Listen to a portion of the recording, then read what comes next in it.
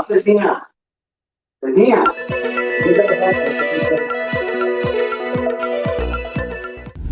Chegou no Brasil a nova rede social que luta contra as Big Techs, protegendo a liberdade de expressão e cancelando a cultura de cancelamento. Porque pensar mais nunca é demais. Chegou a plataforma do pensamento independente, da tecnologia de ponta. Chega de vender seus dados pessoais. Chega de censura. Chega de não ser livre. Chega. Chegou o Getter. Chegou a hora de dizer o que você pensa do jeito que você quer. Baixe o app.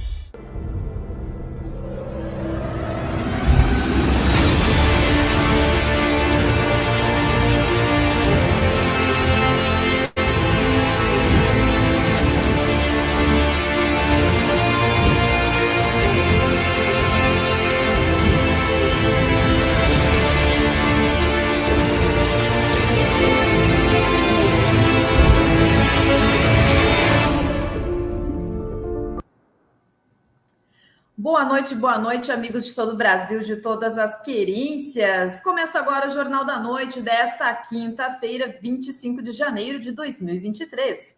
Eu, Karina Belomé, estarei ao teu lado e ao lado de Rodrigo Maroni com as notícias que foram destaque no site do jornaldacidadeonline.com.br. Nossa equipe de redação, mesmo desmonetizada, mesmo censurada, mesmo se virando como pode, continua firme produzindo conteúdos de qualidade desde as 6 da manhã. Aqui a gente madruga. E se tu puderes aí, colabora com o nosso trabalho enviando um Pix de qualquer valor, ou ainda, melhor, assinando o conteúdo do Jornal da Cidade Online por apenas R$ 11,99 por mês. E vocês estarão contribuindo com a mídia independente pela verdade, pela justiça. E se tu estiveres assistindo aí pela plataforma Rumble, também pode doar diretamente na live. E agora chega de enrolar, vamos ao que interessa, pois o jornal está pesado, pesadíssimo. Por quê? Porque o ex-sindicalista não para de falar bobagem nestes 26 dias de desgoverno. Iniciando aqui, boa noite, meu querido Rodrigo, bem-vindo. satisfação, Karina, muito prazer novamente estar aqui conversando. Hoje, eu até comentei aqui fora da produção, eu estou na Assembleia Legislativa, agora é cerca de 9h33, né, 9h30. Eu estava num evento, eu não consegui me deslocar para casa, que é do escritório de casa, que normalmente a gente grava o programa. Então, eu estou meio enjambrado com câmera. Aqui vocês estão vendo as bandeiras da Assembleia aqui no meu gabinete, né? Já que eu encerro o mandato agora no dia 31, né? Aliás, no dia 1º de fevereiro. Então, quer dizer, até ali a gente ainda está aqui e hoje eu tive que ficar um pouco mais tarde. Mas estou muito feliz de estar aqui contigo de novo, que também eu gosto muito da tua participação, presença e o teu jornalismo. Obrigada, meu querido. Né? Quem sabe agora a gente constrói também aí os próximos passos para que os bons deputados retornem, como tu, o deputado Capitão Macedo. O Rio Grande do Sul merece vocês comandando aí a nossa terra querida. Começamos o jornal de hoje com 2 vídeos muito importantes. Eles virão um após o outro. Confiram. Tema de gobierno. Si bien inicia con elecciones libres, periódicas y transparentes, no culmina allí. Las elecciones nos dan legitimidad de origen, pero el verdadero desafío está en ejercer el poder garantizando la pluralidad política, la dignidad humana, la libertad de expresión, el respeto al Estado de Derecho, la separación y la independencia de los poderes. Y así como nos preocupan los hechos ocurridos en Perú, en Brasil, también nos preocupa, presidente, y este es el foro donde tenemos que decir el éxodo masivo que vemos y que según ACNUR, la migración venezolana es la segunda crisis de desplazamiento externo de mayor magnitud en el mundo. Y no podemos mirar a un lado cuando más de 7 millones de venezolanos han abandonado sus hogares, pidiendo refugio en nuestros países. En mi país yo me encuentro con trabajadores y trabajadoras venezolanos, ingenieros, médicas, buscando oportunidades. Y la diáspora venezolana no puede ser obviada y debe ser abordada y buscar una solución. Si hablamos realmente de que nos preocupa la dignidad humana. Uno de los oradores, la declaración de 100 puntos que vamos a suscribir. Viene en el arranque de esta declaración, en el punto 3 y 4,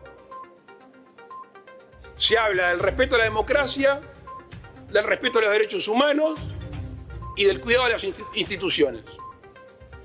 Bueno, claramente hay países acá, y ya fue dicho, que no respetan ni la democracia, ni las instituciones, ni los derechos humanos. Que show! Que show! Esses foram os presidentes do Uruguai, Luiz Alberto Lacalle Pou, e do Paraguai, Mário Abdo Benítez, passando um verdadeiro sabão no Lula e no presidente da Argentina, Alberto Fernandes. E mandando aí um recado para todos os líderes latino-americanos que insistem em apoiar essas ditaduras socialistas de Cuba, Venezuela e Nicarágua. Meus parabéns a eles. E aí, Rodrigo, contigo a palavra. É algo extremamente lamentável, né? Nesse momento, 2 representantes de partidos conservadores tradicionais, né, fazer essa menção, na verdade, né, e passar ao invés de fazer um combate cultural, ideológico, utilizar desse momento, né, que poderia ser muito mais de confronto, né, a toda essa ideologia que, lamentavelmente, é do atraso, que não tem nada de progressista. Eu acho importante as pessoas terem claro que o PT é um partido que não se apresenta em nada de progressista, pelo contrário, é um partido sindicalista, é um partido atrasado, né, é um partido de Estado máximo, ou seja, lamentavelmente, a gente sabe que a realidade da política latino-americana há muitos anos tem uma disputa aqui com o populismo, com a demagogia, que atrasa os povos latino-americanos, né? E, infelizmente, nesse momento que deveria ser de combate a isso, a gente viu esse afago, né? Essa situação de afago e de uma tentativa de composição, né? Daquela velha política da boa vizinhança, que eu acho que não é o momento para se atuar assim dentro de um período que, lamentavelmente, se a gente não fizer um combate de opinião ideológico, nesse momento onde as pessoas têm acesso, seguramente a gente vai perder o barco andando. Então, agora é o momento de fazer um combate mesmo, de fazer o debate público, porque isso, sem dúvida nenhuma, vai ser o grande confronto que pode gerar reflexão na sociedade para talvez daqui 10, 20 anos a gente esteja numa situação melhor. Com certeza. E vale lembrar também que Nicolás Maduro, né, o ditador gordinho, Daniel Ortega e Venezuela e Nicarágua, respectivamente, sequer deram as caras nesse evento, né, porque já sabem que teriam que ouvir as verdades, se também ambos estão sendo, poderiam ser presos, né, porque eles não podem sair do Brasil, enfim, seus países, enfim, porque eles têm ordem de prisão também dos Estados Unidos, então poderiam dançar. E já o Miguel Díaz-Canel, de Cuba, né, teve coragem de aparecer. Então é complicado o que a gente está vendo aqui na América Latina. Antes de continuarmos, a gente pede à nossa audiência maravilhosa que compartilhem, comentem e curtam e digam de onde vocês são. Um grande abraço para todos vocês que estão aqui participando no chat. Sem vocês não seria possível esse trabalho. Olha só, foram 3 dias do Lula fora no Brasil, correto? Esbanjando dinheiro público em hotel 5 estrelas, elogiando a economia de país falido e levando bronca também. No terceiro dia, ou seja, nesta quarta, ele foi para o Uruguai, onde tinha ali um encontro justamente com o presidente uruguaio. Imagina aí a saia justa, tanto que isso nem virou notícia, né? A gente não viu nada deles. O petista se animou mesmo foi em divulgar aí uma visita ao ex-presidente esquerdista do Uruguai, José Mujica. Confiram no VT.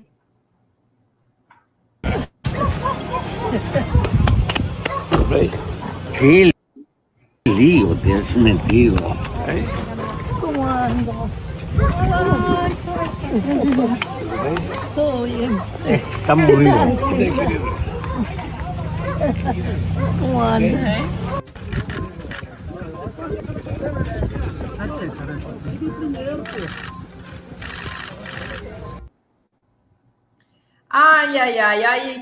A gente que acreditou que o Mujica era o ser mais honesto no meio socialista. Pelo amor de Deus, diga-me com quem andas que eu te direis quem és. O Mujica é uma figura aí que já não apita nada na América Latina, mas o Lula vai lá, posa para foto, anda do fusquinha, do velhinho para enganar desavisado. E aí, Rodrigo, será que o Lula está pedindo conselhos para saber como continuar um governo que já nasceu moribundo? Eu não tenho dúvida nenhuma que o Mujica, né, representa para a América Latina uma figura popular, até uma representação de alguém que se manteve de uma maneira simples, né, mas que não tem nada a ver com o que é o Lula e o PT no Brasil, né? Isso são só símbolos de posar em foto no Fusquinha e tal, né? Como muitas vezes a gente viu o Boulos fazer, que ele faz uma agitação propagandista, né, do seu Celtinha e tal. E isso nada mais é do que acaba uma peça publicitária, né? Quem vê o Lula desfrutando de toda a vida sem trabalhar, né, de uma situação financeira absolutamente favorável, né, em hotéis chiques, com companhias como o Sérgio Cabral, que são pessoas milionárias da política, Renan Calheiros, né, entre outros, é um símbolo e uma tentativa, na verdade, de sinalizar para aquelas pessoas que ainda são ingênuas, né, de que há um lado socialista da simplicidade, um lado aonde se valoriza as coisas simples, mas que a gente sabe aqui no Brasil muito bem que não é a realidade, né, que o Lula vive, que a direção e os dirigentes e os principais políticos da esquerda vivem, do PT, né, do governo. Pelo contrário, eles gostam de coisa chique, né? Eu costumo dizer que eu fiz uma opção, por exemplo, eu me considero um cara conservador e liberal de opinião, e faço uma opção de viver de forma simples. Nem por isso eu faço disso uma peça publicitária da minha vida, né? Eu não fico tirando foto, mostrando os locais que eu estou, ou como eu convivo, e quem convive comigo sabe muito bem que isso é uma opção de lucidez de vida, não algo publicitário, né, de uma viagem internacional, como o Lula tentou fazer, de forma lamentável. A gente estava falando antes do presidente do Paraguai e do Uruguai, né? É muito importante as pessoas saberem que nesses dois países são figuras conservadoras, né? Figuras da direita, do centro-direita, né? Dos países, e que infelizmente fizeram ali menções e manifestações que, na minha opinião, não representam um combate, né, ao que o Lula, que hoje é presidente do principal país econômico da América Latina, deveria ser feito. Com certeza, Rodrigo. Não é fácil, né? Não é fácil esse Lula na presidência. A gente vai ver muita coisa ainda. E para finalizar esse assunto da viagem de Lula para a Argentina e o tal encontro com os líderes da América Latina e do Caribe, nós vamos assistir agora ao vídeo de um comentário da jornalista Vera Magalhães, né? Aquela que fez aí uma perseguição incansável, uma paixão recolhida contra Bolsonaro, com narrativas esdrúxulas e que fez o L nas eleições. Vamos conferir. Uma viagem com muitos temas que se prestam a um diversionismo em matéria econômica que não é bom para o governo. Carol, não estou entendendo qual é a estratégia do Lula ao insistir nessas pautas, usar recursos, por exemplo, para financiar gasodutos em outros países, obras aí em países aliados, que isso foi uma coisa que foi condenada pela maioria da população. Essa discussão sobre moeda comum também é uma discussão bizantina, a meu ver. Não é uma prioridade nem aqui nem na China do Brasil essa discussão. Eu acho que depois não adianta ficar reclamando a imprensa só ouve o mercado, porque quem está lançando essas cascas de banana no próprio caminho é o próprio governo. Umas discussões do mundo da lua, a meu ver. Olha, até vou bater palmas pela primeira vez de lucidez de Vera Magalhães, perdão, a gente faz uns trocadilhos aqui, vocês deixam, né? Gente, olha, Rodrigo, audiência maravilhosa. Eu, como jornalista, nós aqui, né? Às vezes nos perguntamos, né, que tipo de colega a gente tem. Eu não sei se esses caras são problemáticos ou alguma coisa do tipo, assim, fazem a gente de trouxa mesmo, ou são burros mesmo, né? Que nem tem aquele meme do Caetano, cara, como você é burro. Gente, estava desenhado. Há tempos que esses caras sabem com quem eles estão lidando, estavam lá endossando, eles querem o quê? Agora, tirar o corpo fora para não serem detonados pela massa? Oh, meu Deus do céu.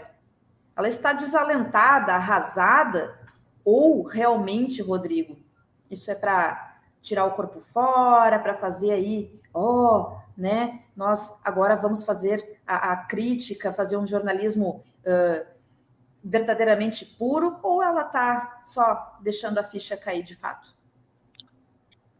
Todo mundo sabe, né, que o jornalismo tem uma relação muito íntima com a política. De uma maneira geral, boa parte dos jornalistas, tu, né, Karina, tu sabe, tu é jornalista, há uma participação na política. Isso inclui muitas vezes assessoria, inclui muitas vezes benefícios individuais, inclui muitas vezes financiamento, né, de jornais, determinadas opções, né? Eu vi, por exemplo, o Pimenta chamando toda a imprensa para acolher agora como representante da SECOM, ou seja, nada mais é do que uma troca, né, de benefício, uma troca de relação. Quando tu vê uma jornalista fazer, porque uma jornalista como a Vera Magalhães, é porque fica claro que esse governo vai ficar impossível de ser defendido, né? Isso eu não tenho nenhuma dúvida.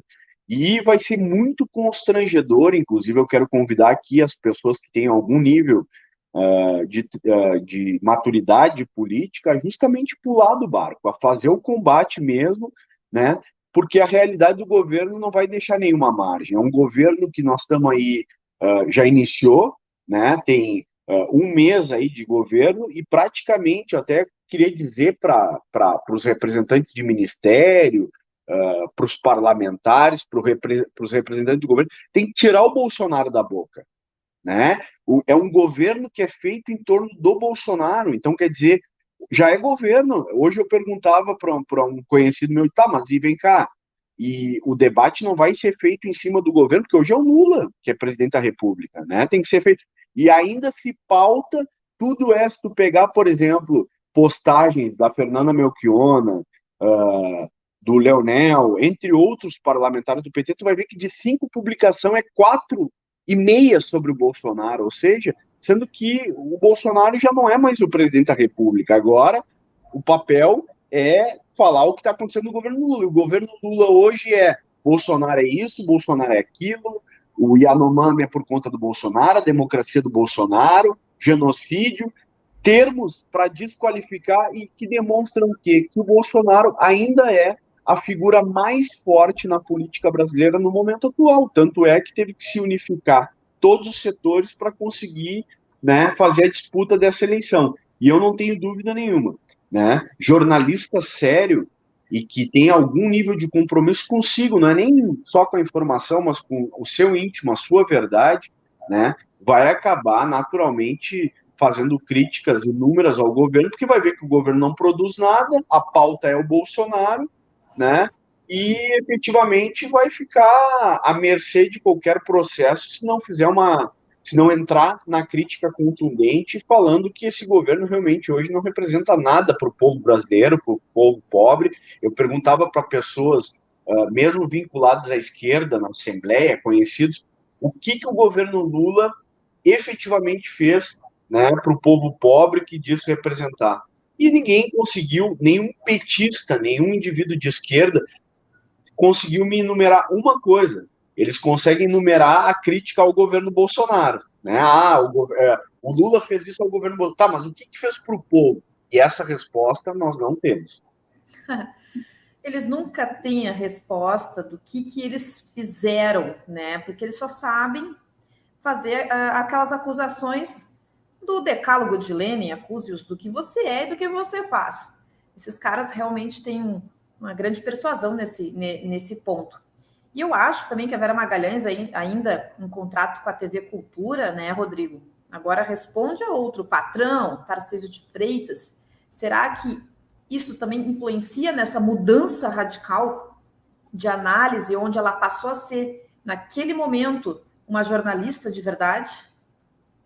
Olha, vou te dizer, Karina, eu não tenho dúvida nenhuma que, assim como na política, assim como no jornalismo, assim como em muitas empresas, né, a quem tu responde a partir da perspectiva do que vai agradar, né? E eu vi muitas pessoas mudarem de opinião sem ser algo sólido, maduro, elaborado, né? Eu costumo dizer, eu que era um militante de esquerda com 20 anos e fui um militante, um ativista, foi um processo de amadurecimento lento, gradual, triste de percepção, porque na verdade ninguém quer romper com aquilo que acredita, né? Se de fato tem uma consciência por romper, realmente eu fui sendo convencido pela realidade. Mas quando essas mudanças são muito bruscas, pode ter certeza que sempre há um interesse maior nessa discussão. Ninguém muda de opinião, né, de dezembro para janeiro. Né? É uma elaboração de percepções. Nem um casamento, nem uma relação sólida, familiar, com um amigo, com um conhecido, tu muda a partir de uma postura. Tu vai construindo. Eu costumo dizer que uma separação, ela muitas vezes passa por 300 separações. Ninguém chega repentinamente e eu defini que acabou. Né? Isso é um processo acumulativo. E na política e no jornalismo também. Quando tem posturas de mudanças muito bruscas, tanto na política quanto no jornalismo, pode ter certeza que há um interesse que não está transparente, né? Não está visível, mas que há. Com certeza, né? Olha, se esse jornalismo fosse feito de uma forma ilibada, né? São pessoas que têm o potencial de alcançar massas. Inclusive, eu fiz um comentário no meu Instagram, convido a nossa audiência maravilhosa a curtir aqui meu Instagram, que foi derrubada a conta de 100 mil seguidores pela força que nós demos aí, estamos dando ainda aos presos políticos inocentes do dia 8 de janeiro, com um mutirão de advogados do país todo para atenderem pro bono. Aí é muito chique essa palavra, eu falo de grátis mesmo, né? E, Rodrigo, a gente está nessa linha de frente, né? E aí os caras simplesmente, pimba, tiraram o meu canal, da Bárbara, te atualizei no mesmo dia. Enfim, várias pessoas estão sendo realmente perseguidas e sem motivo pelo qual derrubam as nossas contas que levam informação a um certo número de pessoas. E esses que possuem, né, acesso a um país inteiro pela mídia tradicional, se tivessem feito esse trabalho de análise livre, limpa, será que nós teríamos algum outro resultado nas eleições, Rodrigo? No todo, tanto para deputado estadual como federal, presidente, governador? Será que a gente teria ali elucidado maior parte da população? Eu acho importante, Karina, primeiro prestar solidariedade a ti, eu sei o que tu enfrenta, né, como jornalista, mas principalmente como uma ativista, uma pessoa que tem uma opinião, né, e é transparente, é uma pessoa autêntica, né, isso é lamentável. Eu acredito sim que a internet conseguiu abrir portas para que as pessoas consigam ter uma nova percepção e informações que antigamente não tinham, há 10 anos atrás. Então, quer dizer, há 10 anos atrás, uma Karina Belomé teria que procurar, pesquisar, né, receber um texto, né, ter uma opinião do boca a boca. Hoje a pessoa pode acompanhar e, lamentavelmente, daí vem a censura. Né? Vem a censura, vem o acabar com a opinião daquilo que eu não concordo. Eu não tenho dúvida nenhuma que durante os últimos 40 anos, pelo menos, né, foi forjado dentro da academia e fundamentalmente dentro das redações de jornais e dentro da grande imprensa e da grande mídia, né, pessoas completamente ideologizadas, militantes. Né? Eu mesmo tive a experiência de namorar 2 jornalistas na minha época da universidade, e eu me lembro muito bem que ambas tinham uma opinião militante. Como 90% do curso, por ser formado na academia, e tu que foi formada no jornalismo deve saber muito bem, né? E toda aquela coisa do pensamento crítico, da liberdade de ter uma opinião individual, né?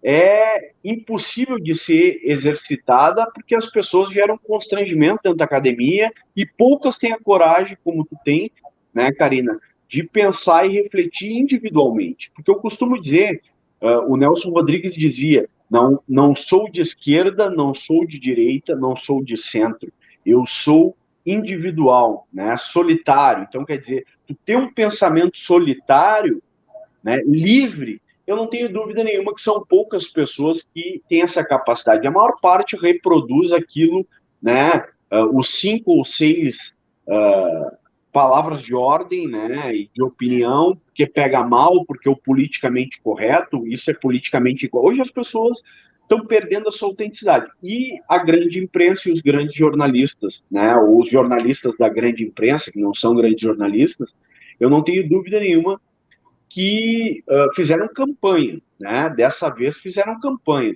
Era muito nítido tu ver a grande imprensa nessa última eleição em campanha, militante, a exemplo da Fátima Bernardes fazendo campanha, ela é um exemplo, né?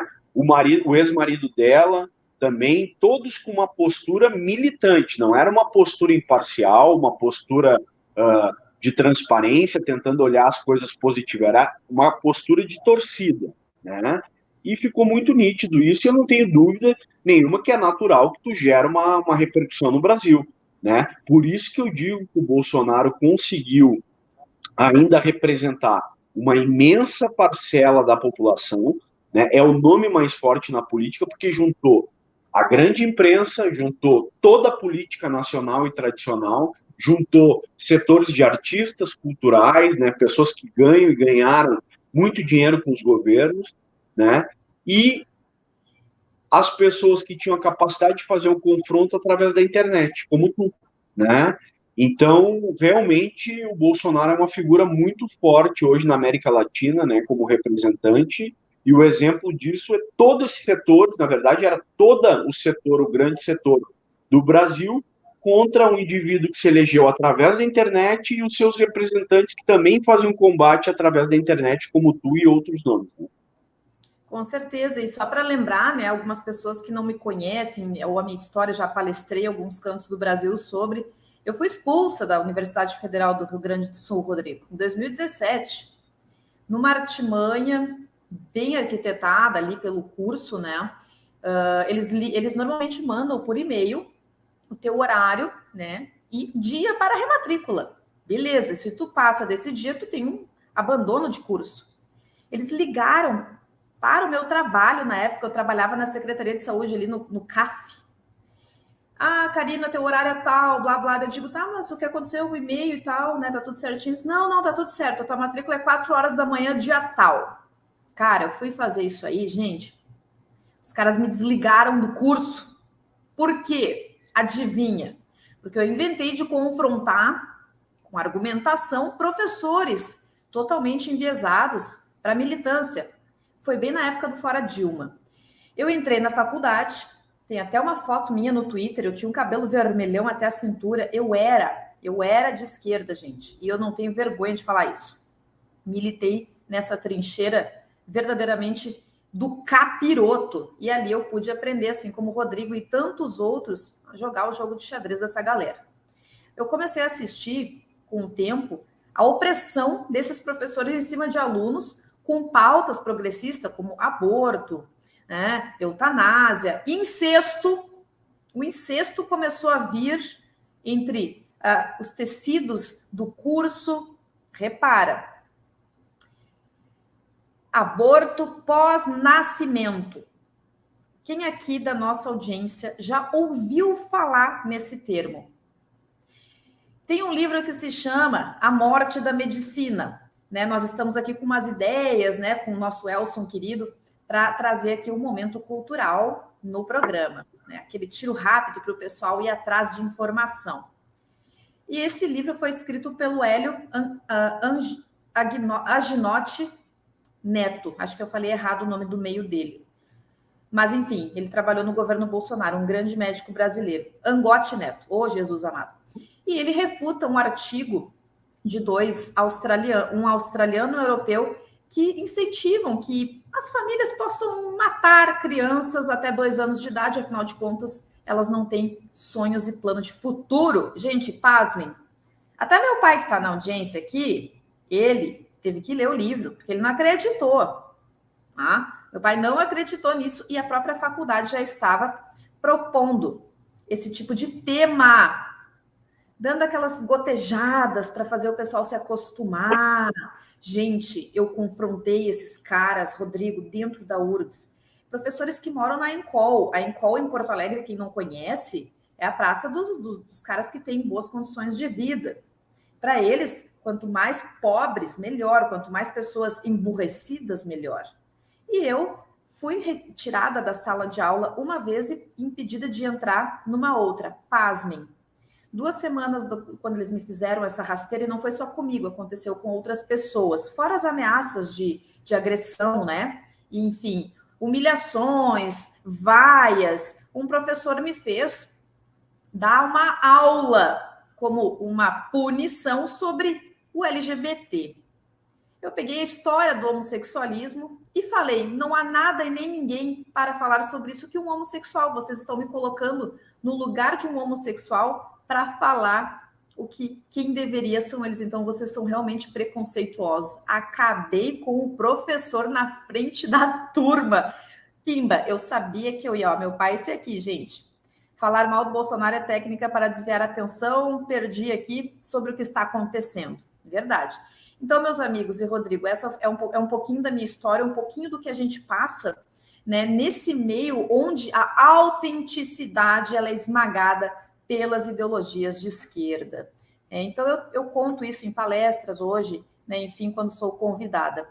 E faço também um alerta aos jovens para que tenham coragem de enfrentar com argumentação. Por isso, a gente vai trazer um momento cultural aqui para o programa. E voltando para os assuntos internos do Brasil, a notícia agora é que o ministro da Justiça, o comunista Flávio Dino, né, anunciou que já entregou ao Palácio do Planalto um projeto de lei aí para a criação e a instalação da Guarda Nacional. E a situação está tão acelerada ali que eles já estão falando em criar a guarda via medida provisória, até que o Congresso analise. Rodrigo, é assustador tudo isso, pois falava aí que o Brasil viraria Venezuela em 1 ou 2 anos de governo Lula, mas não deu nem um mês. Olha só, já tem Ministério da Verdade, tem preso político, tem censura, pessoas presas sem o devido processo legal. E agora a Guarda Nacional. Só faltou colocar a palavra bolivariana no final da frase. O que tu achas? Olha, tu estava comentando sobre a academia, né? Na nossa época, ali em 2000, eu digo na minha época, eu estou com 41 anos, né? É um guri? Relativamente, né? Mas eu digo o seguinte, Karina, na minha época nem se chegava a possibilidade de contrariar, até porque as pessoas que tinham outra opinião normalmente estavam trabalhando, normalmente não tinham nem tempo de participar, de opinar. E quem participa da academia, eu faço aqui um exercício com as pessoas que estão nos assistindo, lembre do seu professor, do funcionário, quem é que disputava a associação dos funcionários? Quem é que disputava o diretório central dos estudantes, a associação de professores? Na sua maior parte, sempre foi militantes. Pessoas com uma representação militante. A disputa sempre passou pelos mesmos partidos de esquerda, ou seja, inclusive aqueles professores que não tinham, que tinham opinião, mas que estavam mais preocupados em dar aula, eles não participavam, eles não tinham tempo, muitas vezes davam muitas aulas.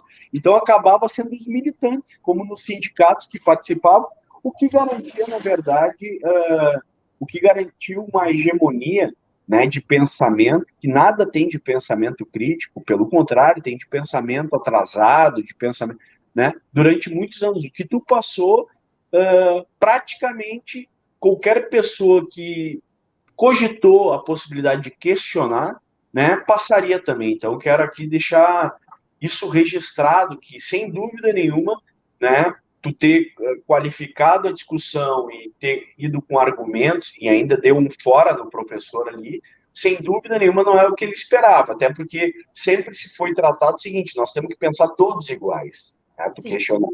E tu comentou sobre o Flávio Dino, né, eu não tenho dúvida nenhuma, eu me lembro muito bem quando o Hugo Chávez, né, em 2003, veio para o Rio Grande do Sul, aqui, na Assembleia, no local onde eu estou aqui, onde ele deu um discurso de cerca de 4 horas aqui na Assembleia, na frente do Palácio do Governo, né? Ali, o período da Venezuela estava exatamente como está o Brasil hoje, né? Ele já aparelhava as instituições, a imprensa, né? Os grandes, toda a política, na verdade, que o PT acredita que é o aparelhamento, é o financiamento, é a política de dominação da sociedade, estava sendo feita ali. Quando o Flávio Dino sinaliza que quer formar uma guarda do governo, né, que nada mais é que isso, né, para proteger logo eles que sempre fizeram manifestação, sempre quebraram, sempre fizeram protesto, a gente enumerou, eu poderia aqui passar 30 programas falando disso, né, é a garantia de que só um pensamento vai ter vez, o resto vai ser reprimido, né? Eu não tenho dúvida nenhuma que o aparelhamento do governo, a política de Estado, hoje ter senhoras presas, né? Pessoas que foram lá, muitos militantes, estão questionando inclusive as pessoas de quartel, que estavam na frente dos quartéis e que faziam de forma pacífica, de um lado, uma iniciativa completamente ditatorial, ditatorial, sem sombra de dúvida, né? A esquerda sempre flertou com as ditaduras, né, do proletariado, sempre achou a democracia, né, um espaço dos burgueses, né? Então, eu não tenho dúvida nenhuma que essa é a tentativa que vai ser, até porque se sabe hoje que no Brasil a esquerda está, apesar de ter ganho teoricamente, essa eleição está extremamente fragilizada, né? Se o processo fosse absolutamente transparente, não seria esse o resultado, e eu não tenho dúvida nenhuma que o pensamento crítico hoje cresce. Então, eles vão tentar implementar cada vez mais um regime de garantia de só uma opinião, né? De comprar a imprensa, de comprar os meios de comunicação, de comprar os artistas, né, e de reprimir a população que questione isso, sem sombra nenhuma de dúvida. O Flávio Dino não esconde de ninguém que é comunista, né, o que por si só, na verdade, já garante um pouco da postura. Eu conheço muito das pessoas que estão no entorno do Flávio Dino de muitos anos, sei muito bem qual é a prática, né, e a prática, mais do que qualquer coisa, essas pessoas têm os seus empregos, sua garantia de emprego vitalício, porque eles acham que política é profissão, né? Se entra na política para tentar garantir 20, 30, 40 anos, 50 anos, eu poderia aqui listar, Karina, para ti, pelo menos umas 200 pessoas que sobrevivem da política há 40, 50 anos sem nunca ter trabalhado, né? Pessoas que eu conheço, ou seja, pessoalmente eu conheço, então são pessoas que nunca tiveram representação de trabalhar, nunca tiveram um horário, nunca fizeram nada além de política, né? E sempre sobreviveram da política e dizem que defendem os trabalhadores e os pobres. E aí eu te digo, uma pessoa que não tem emprego, que vive com um padrão de vida alto, como aqui em Porto Alegre, por exemplo, muitos ficaram no governo municipal durante 15, 16 anos, foram para o governo estadual, foram para o governo federal. Tu acha que essas pessoas não têm interesse de ter um governo de um lado só? Sem sombra de dúvida. Pega aí militantes do PT, do PSOL, do PCdoB, eu posso fazer uma lista de pessoas que nunca trabalharam, nunca cumpriram um horário, nunca tiveram uma carteira assinada, sobreviveram única e exclusivamente da política. Para essas pessoas, para além do processo de interesse ideológico, tem a questão de sobrevivência. Então, eles, sem dúvida nenhuma, farão qualquer coisa, eu dizia, farão qualquer coisa para manter um governo só. Com certeza. Infelizmente, ainda essa é a mentalidade de muitos, né? E aquela história, né, da Secretaria de Comunicação da Presidência da República de que o impeachment de Dilma Rousseff foi um golpe de Estado e que acabou oficializada pelo Lula em discurso na Argentina em uma atitude extremamente desrespeitosa contra o próprio STF, contra o Congresso Nacional. Parece que vai render muito ainda, né? Na Câmara já tem deputado entrando com pedido de impeachment, e olha só, Michel Temer, que era o vice de Dilma e assumiu o cargo, disse que se Lula insistir nessa história e não se retratar, vai falar verdades, ou seja, vai jogar mais coisas no ventilador. Agora a gente quer saber, briguem, malditos! E aí, Rodrigo, por favor, 1 minuto e tuas considerações finais.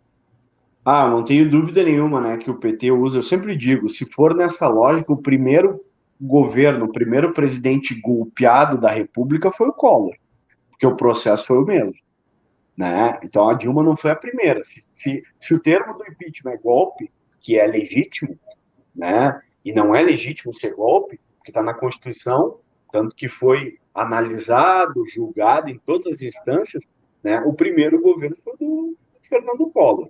Eu não tenho dúvida nenhuma que o Michel Temer pegou leve, pelo que ele conhece o PT, por ter participado do governo, né? E eu quero ver a Simone Tebet nessa situação do PMDB, e ele fazendo menções, né, constrangedoras ao PMDB, como vai se posicionar o Congresso Nacional.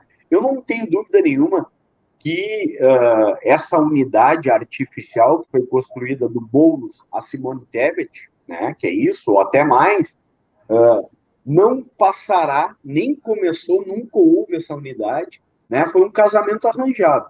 E o casamento arranjado, sem amor, sem nada de acordo, ele não tem como ser sustentado. Na política, as coisas são muito sensíveis. Eu não tenho dúvida que é um governo de conflito, um governo de interesses particulares, um governo onde não terá uma base aliada sólida. O Lula sabe disso, o PT sabe disso, e, sem dúvida nenhuma, vai ser um governo de conflito, né, vergonhoso, e eu apostaria com qualquer pessoa que se dispuser, pode entrar no Facebook da Karina, ou no Instagram, ou no meu, né, e dizer, o Maroni apostou, eu aposto que é um governo que não tem como dar resultado, né, porque não tem maioria, não tem representação real.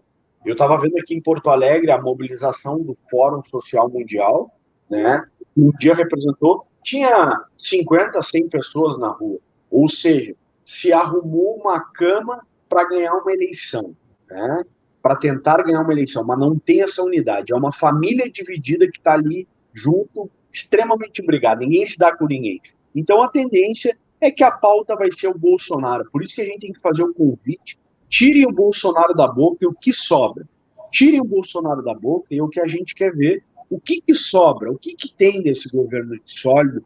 Tira a parte do Bolsonaro. Tudo bem, pode discutir comigo qualquer coisa, mas não vamos falar do Bolsonaro. Vamos falar do Lula, do governo Lula. E aí eu quero ver, né, porque afinal ele é o presidente da República. Agora ele é a pauta da vez, né? Então, tirem o Bolsonaro e vamos debater o Brasil, e eu quero ver o que vai sobrar desse pessoal para poder falar. Por fim, eu quero agradecer mais uma vez o Jornal Cidade Online, repetir que eu estou aqui na Assembleia hoje de forma muito engembrada, inclusive eu estou com meus cachorros aqui, que estão o dia inteiro comigo.